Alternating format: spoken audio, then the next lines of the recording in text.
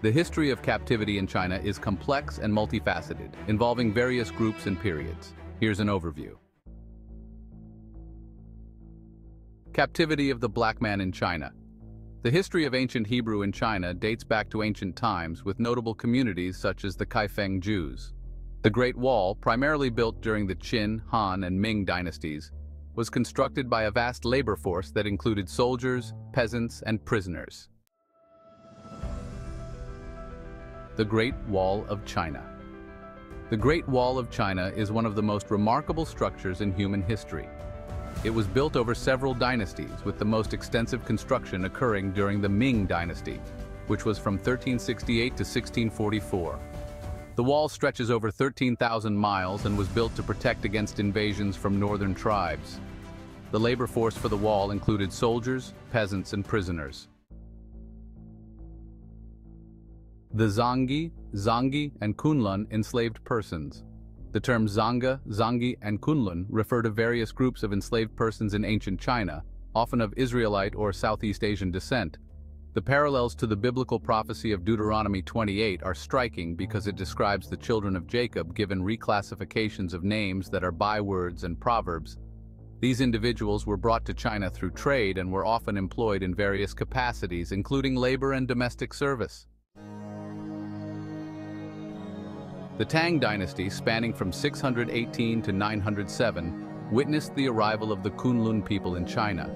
These individuals, often hailing from Southeast Asia, the Middle East, and Northeast Africa, were brought as slaves. Known for their distinct appearance, they were typically assigned to menial tasks. Yet, despite their initial status, some Kunlun individuals managed to gain their freedom and successfully integrate into Chinese society. During the Song dynasty, from 960 to 1279, there was a noticeable decline in large-scale captivity, driven by economic changes and advancements in agriculture. However, the practice of slavery persisted. Enslaved persons from various regions, including Africa and Southeast Asia, continued to be brought to China. The Ming dynasty, which lasted from 1368 to 1644, also saw the presence of enslaved persons, including those of Israelite descent.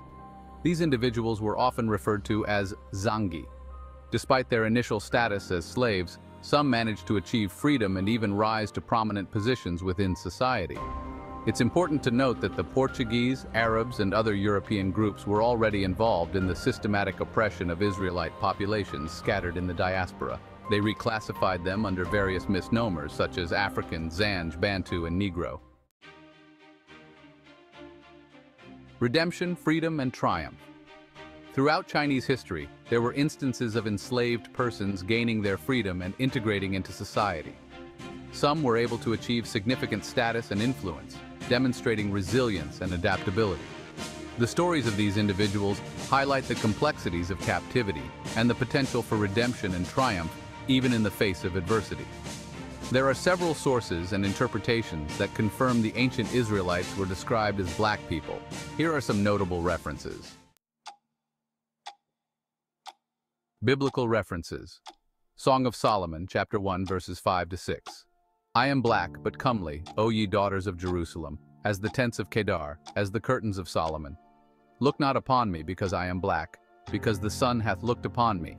My mother's children were angry with me. They made me the keeper of the vineyards, but mine own vineyard have I not kept. Jeremiah chapter 13, verse 23. Can the Ethiopian change his skin, or the leopard his spots? Then may ye also do good, that are accustomed to do evil. Lamentations chapter 4, verse 8. Their visage is blacker than a coal. They are not known in the streets. Their skin cleaveth to their bones. It is withered. It is become like a stick. Historical and scholarly references. Rudolph R. Windsor's From Babylon to Timbuktu. Windsor discusses the origins of the Israelites and suggests that they were originally black. He also mentions the intermarriage between the Israelites and Egyptians, who were also black. Edith Bruder's The Black Jews of Africa, History, Religion, Identity. This book explores the history of Afro-Hebraic people and discusses the belief that the lost tribes of Israel were black. The Ancient Black Hebrews and Arabs by Anum Bantu and Gert Muller. This book provides evidence from the Bible and other historical sources that describe the ancient Hebrews as being black. Smithsonian Institution's The Original Black Jews. This article discusses the origins of the Hamites and Shemites, stating that the original Israelites were of the black ethnic groups. Undeniable, full-color evidence of black Israelites in the Bible. This book provides visual and textual evidence supporting the claim that the ancient Israelites were black.